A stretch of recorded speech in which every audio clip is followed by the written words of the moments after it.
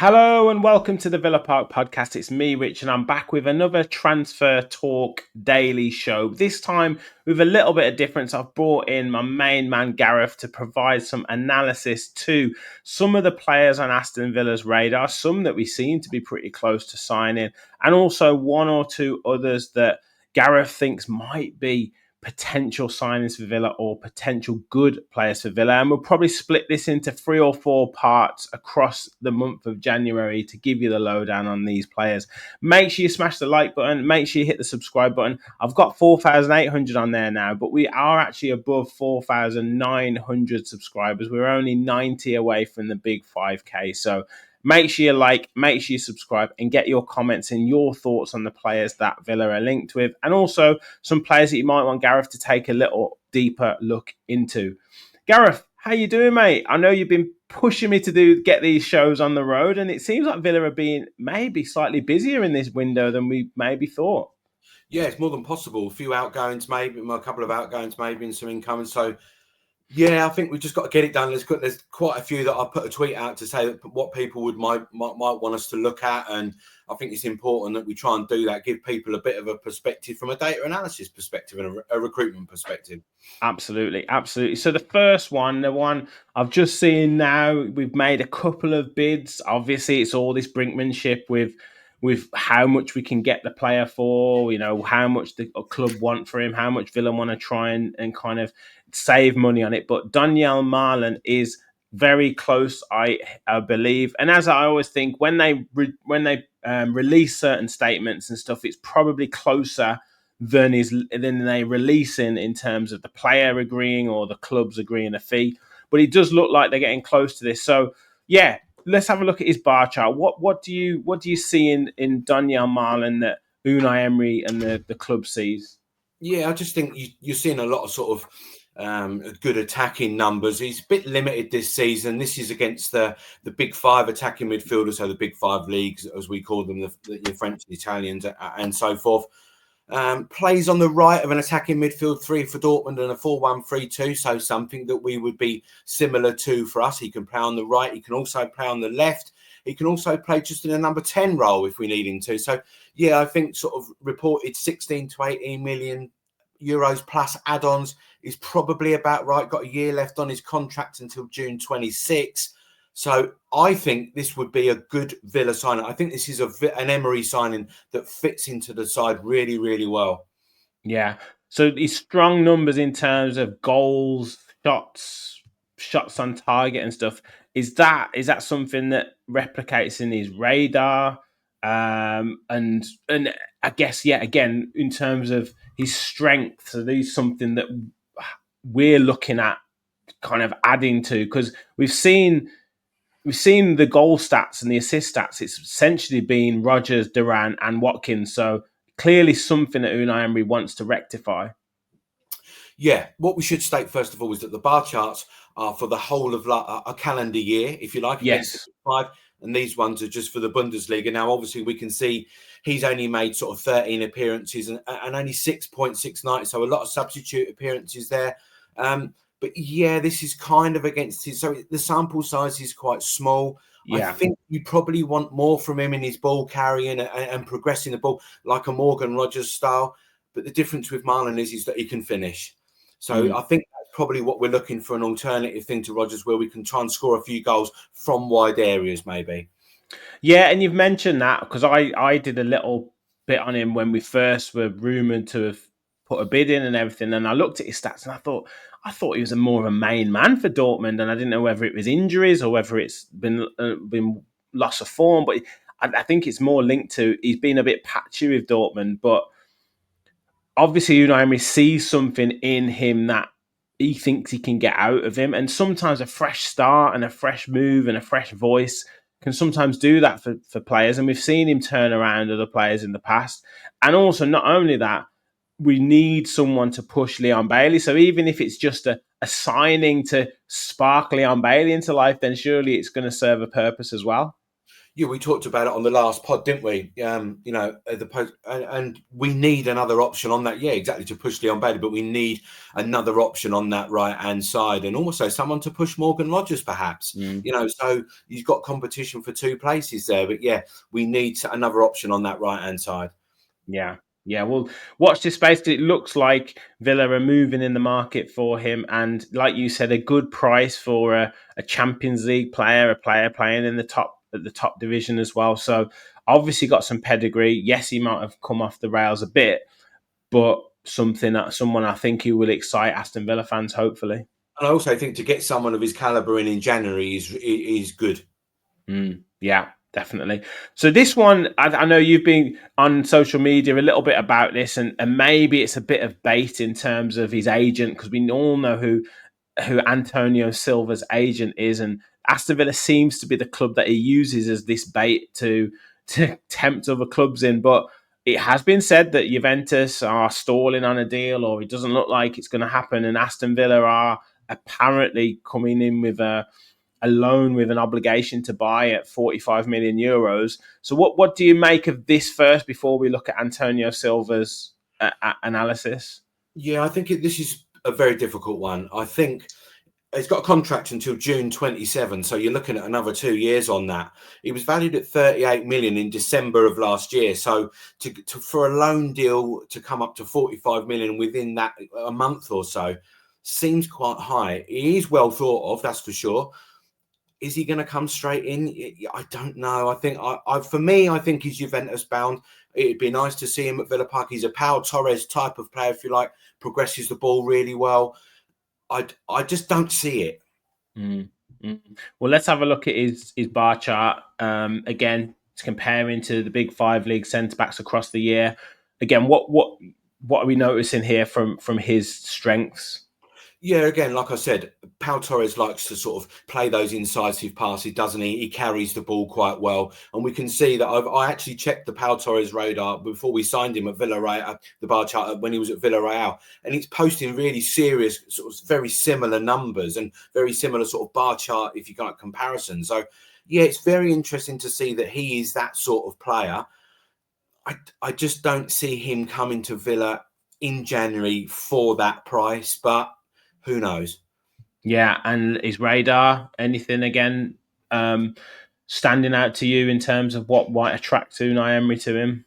Yeah, make no bones about it. This is a really, really good radar plot for someone who's just 21 years of age, especially, you know, playing for Benfica and in Liga Portugal, of course. But this is some really top numbers. You can see all those sort of defensive stats that are high up on the sort of the top right-hand side. And you can see him, how he progresses the ball and his long ball percentages. So really, really good. Not so much of progressive passing as yet, but he's only 21. That'll come. It would be an excellent signing if we could get him in. I just don't see it. Yeah. Do you think, is it down to the league is coming from? Is it down to, like you said, the contract situation? I mean, a player coming from the Portuguese league at 21 years of age and the physicality of the Premier League, is that where you're leaning towards? Like, would he be able to slot in straight away in the hustle and bustle of the Premier League and be able to do that as of moving from the Portuguese league? I think you could question that about any player coming in, couldn't you? Whether they would be able to slot in or anything. But I think at 21, I think it would be good. Can we do something now where we sign a pre-contract agreement? Maybe. I don't think we can because he's still under contract.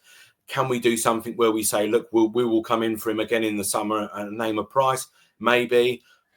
I just don't see it. I think it's a really hard one to get over on to chuck out 45 million plus on a player in January. I don't know. I don't know. Yeah. Like you say, it would be a really interesting signing, a really good one to get. Likes of DONYELL MALEN and Antonio Silva in January as well. Obviously shows the reputation of Villa. Obviously shows the reputation of Unai Emery, and and where we're moving, and I guess what Monchi and the likes of Vidigani and Monchi are doing in the background with the scouting system and everything like that, and the negotiations that are happening. So yeah, it could be a watch this space one with him. Now, one I think you're quite excited about that you think might be done or Villa should look at in the summer is, and again I focused on him the other day, did a little bit of a feature on him, is Matteo Retegui of Atalanta. What is it about him that's exciting, and what's he doing at the minute? What strengths has he got? Yeah, potent goal scorer. I think, he went to Atalanta from Genoa only last year. So he's got a contract until 2028. So you're looking at another 3 years on that. He would cost. I think he would cost money. A proper goal scorer. He's got 12 this season already in Serie A, doing really well, catching a lot of eyes around Europe as well. I don't know about this one in January. I think that's probably really tricky. I think he would cost a lot of money. Italian international as well. I think, he's got good pedigree. He scored a lot of goals for Tigre in Mexico for the previous 2 seasons. I think it would be really difficult again in January to get him in, but he's really come to the fore in the last year or so. Yeah. Is it a danger? I've put his bar chart up, but I'll put his radar up in a second. But is it a slight danger of you said he scored goals at Tigre and he was at Genoa, and now he's had a really great first half of the season at Atalanta. But is it a case of sometimes, teams jump in the gun with a player who's had half a good season, as opposed to, would it be a little bit better to wait until there's a bit more evidence to show of consistent goal scoring, or do you think? Yeah, I mean, again, that's January, isn't it, for you? Sort of, what do you do? He didn't have a great season at January. He only scored 6 goals at that time. So, you've got a fair point there. I just think, goal scorers are a premium, by the way. Yes. They're really hard to come up with, So, 25 years old, probably, you're going to get sort of 4 years out of him. He's a bit of a risk, but what do you do? Do you wait in the summer and see if Duran fetches big money, or Watkins, for example? So what do you do? Can you plan ahead? But out-and-out goal scorer this year, really, and bullyish as well. And that's sometimes a criticism that we level at Ollie Watkins, don't we, for not being bullish as what he could be. And Retegui's got that part in his game. Yeah, I mean, strengths, finishing, shooting, goal involvements, box threat. Like you say, goal scorers come at a premium, and there'll be a lot of clubs looking at him. So where you've said what do you do? It's like, well, can we steal a march on some of the clubs that might be waiting for a little bit more evidence? Yeah, I think that for him, it's the 3 years on the deal. That's what's going to, in my experience, that's what's going to put the premium, the cost up. Yeah. Well, again, good to be linked with these names. I know he's been linked with numerous other clubs, like some Man United's names thrown around, Chelsea's names thrown around, as the usual suspects will be thrown around. So be interesting to see what happens with him either January or the summer. Now, another player that we've been constantly linked with via the Unai Emery link, the attacking midfielder need, the creativity need, basically the fact that we've probably had him on our shortlist ever since Unai Emery's turned up at the club, and that's Alex Baena. What is the situation with him, and do you see anything happening with him at the minute? No, I don't, because I think, again, cost-wise, another player who's got a contract for 2028. We looked at him in the summer, didn't we, if you remember rightly? Like you say, he's been constantly linked to the club. It's another tricky one. I mean, he's a really good player, really top player, really good wide player as well, and could add a lot to us. But again, it's just going to be cost. And I think you're looking at 50 million plus. So in January, it's just going to be a non-starter, isn't it? Yeah. Well, let's just have a look at his strengths. I mean, lots of green on here. So obviously very, very strong player and good at what he does. Yeah, speaks for itself. Creativity in the passing, really direct, scores some goals for you. He'll really chip in. Defensive contributions, not so great, but you're kind of not really focusing on that for this sort of player, I guess. But yeah, look at the expected goals and everything else. His expected threat is he is actually the highest for expected threat in La Liga out of all the players at 0.2 for expected threat per 90. So, and in the 99th percentile, he's the top expected threat in La Liga. So that's what you're going to bring. His passing, his creativity. he would be a really top signing for us. Yeah, look, the expected threat right on there. Arsenal have been linked, but like you say, it's going to be a big price, isn't it? Would you see Villa looking at him in the summer more likely? I don't know. I mean, what do you do? Because you've got players, you could argue that you've got Jacob Ramsey and Morgan Rogers already in that position. So to then shell out 50 million plus on Alex Bailey would be not, it's not a risk because you know what he's going to bring. It's just whether that is an area where you want to focus on given what you have in the squad already. I wonder about Ramsey in the summer. I wonder whether there could be, looking to move him on. Maybe obviously PSR helps and being an academy player, and I don't know whether fitness and all that kind of stuff could come into it. Whether they look to cash in and then get someone like a Baena or something like that in the summer. We'll have to wait and see. Now, finally, we've seen last night, actually, as of, I forget what day it is, Thursday night, it had come out. We obviously know that we need competition at right back. I know Matty Cash has generally performed, reasonably well this season, and it's been noticeable when he hasn't played, although that is definitely a position that we need to upgrade on. But we saw a bid for Flamengo's right back, Wesley Franca, rejected initially at 15 million euros. What can you tell us about him, Gareth? And is this move got legs? It seems like we're trying to improve in these areas that we need to improve. So that's an encouraging sign. But is he a likely player to be seen at Villa Park? Yeah, I think he is. Yeah, I think if they up the bid, I think this is probably going to be one that we will probably see come in January. Flamengo really sort of come on in the last year. I didn't know a great deal about him. I'd heard the name through watching the Copa Libertadores for other people, but I'd seen him a couple of times. The year before he wasn't so great, but last year he seems to have sort of grown in stature almost from what I saw. More confident, more robust, sort of very sort of Kyle Walker-ish, if you like, in the way that he sort of plays. Strong in the tackle, likes to sort of jink past the player and take him on and sort of burst into space. Not a massive amount of attacking right play, sort of overlapping, but he will do it. He'll come on. He's very, very young. I'm not sure whether he would come straight in. It's a bit sort of Negelevic sort of situation where why are we not giving him the chance and you're bringing in another right back? So Emery clearly doesn't fancy Negelevic that much, but it's important for Wesley. I think we could probably see him coming in. Yeah. Interesting. There you see like tackles won, interceptions, shots blocked, very good. Aerial wins, very good. Progressive passes received as well, pretty high. And that's compared to the next 14 competitions fullbacks as well. So not the top 5 leagues. How does that compare then? Is that good? Is that high then for someone like Wesley's? Yeah, it's difficult to say, isn't it? Because, there's many right backs. But yeah, I think from what I've seen of him, I've watched sort of 2 Flamengo games in the past 24 hours. So he looked reasonably good from what I saw, seen a lot of highlight clips and everything else. But he reads the game really well. His 1v1 defending is really good from what I saw. So as we can see there, that tells us that he anticipates and reads the game. Those metrics on the left-hand side there tells us that he anticipates and reads the game really, really well. Offensively, he hasn't really got an end product. From what I saw, his crossing ability wasn't that great. Didn't really assist in a lot, sort of wasn't backing up play as well as what he probably could do, but carries the ball well. So defensively, he's kind of in between Matty Cash and Luca Digne, if you want to, sort of compare players. So not got the crossing ability of Luca Digne, but has the defensive qualities that Matty Cash does possess. So it will be interesting to see. It's just his age again. He's quite a young player. I wonder if he would be brought in and then left.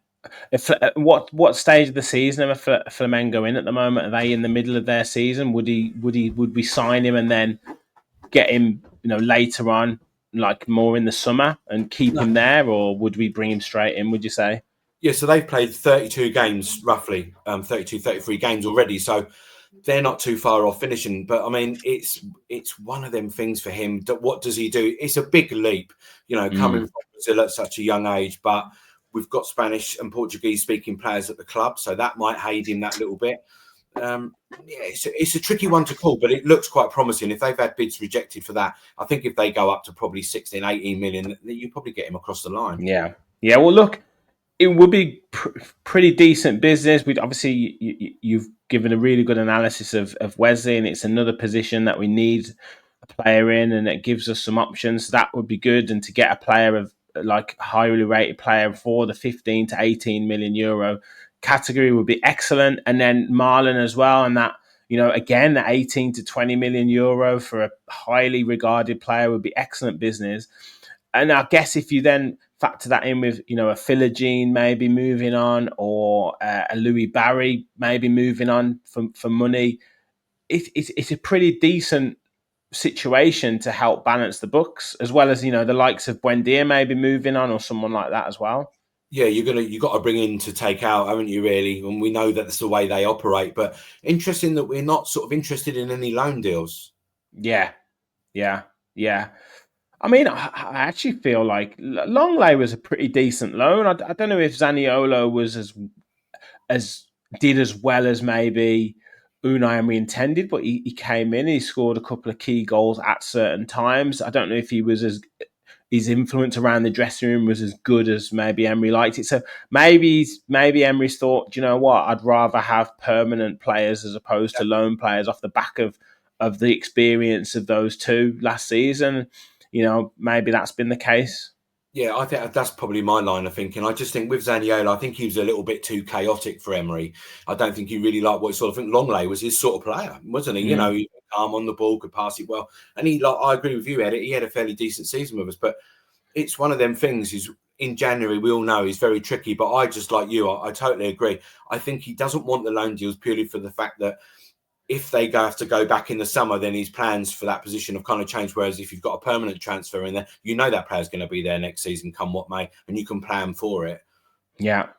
Brilliant, Gareth. Once again, great analysis and great work you put into that. Like I say, we'll be back I'll be back every day rounding up the news, but Gareth, we've got a profile of a number of players that we'll do over the course of the month of January. So watch this space. But where can everyone find you? Because I know you've been putting some of the radars and the charts out already on social. So yeah, let us know where people can find you, mate.